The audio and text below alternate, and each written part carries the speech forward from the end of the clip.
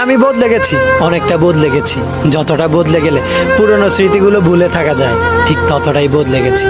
আমি বদলে গেছি এই কথাটা বলা সম্পূর্ণই ভুল হবে, কারণ আমি স্বেচ্ছায় বদলাইনি, আমি বদলে যেতে বাধ্য হয়েছি। হ্যাঁ, আমি বদলে যেতে বাধ্য হয়েছি প্রিয় মানুষগুলোর অনাদর আর অবহেলায়। সবসময় আড্ডা দেওয়া মানুষটা আজ একা বসে থাকে, সবাইকে হাসি খুশি মাতিয়ে রাখা মানুষটা আজ নীরবতা পালন করে, সবার সাথে কথা বলা মানুষটা আজ চুপচাপ থাকতে ভালোবাসে। যার জন্য এখন আমাকে প্রতিনিয়ত শুনতে হয় আমি নাকি বদলে গেছি। হ্যাঁ, আমি বদলে গেছি, কিন্তু আফসোস যে এই মানুষগুলোর জন্য আজ আমি বদলে গেছি, সেই মানুষগুলোই আজ আমি বদলে যাওয়ার কারণে আমাকে বলে আমি নাকি স্বার্থপর আর অহংকারী। সত্যি তো এটাই, বদলে যাওয়াটা সবার চোখে পড়ে, কিন্তু বদলে যাওয়ার কারণটা কেউ জানতে চায় না। বন্ধুদের শত অপমান মুখ বুঝে সহ্য করে নিতাম, কারণ আমি বন্ধুত্বটাকে অনেক বেশি ভালোবাসতাম। তাদের দেওয়া কষ্টগুলো হাসি মুখে মানিয়ে নিতাম, কিন্তু দিন শেষে তাদের কাছ থেকেই ব্যক্তিত্বহীন উপাধি পেতাম।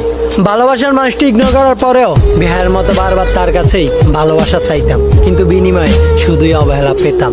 আর এত কিছুর বেড়ে সবাইকে ভালো রাখতে গিয়ে নিজের ভালো থাকাটাই হারিয়ে যায়। আর যখনই নিজেকে ভালো রাখতে বদলে গেলাম, ঠিক তখনই সবার কাছ থেকে স্বার্থপর আর বেইমান উপাধি পেলাম। যদি নিজেকে ভালো রাখতে বদলে গেলে স্বার্থপর আর বেইমান হতে হয়, তাহলে হ্যাঁ, আমি স্বার্থপর আর বেইমান। সত্যি আমি অনেকটা বদলে গেছি, নিজেকে ভালো রাখতে আমি অনেকটাই বদলে গেছি।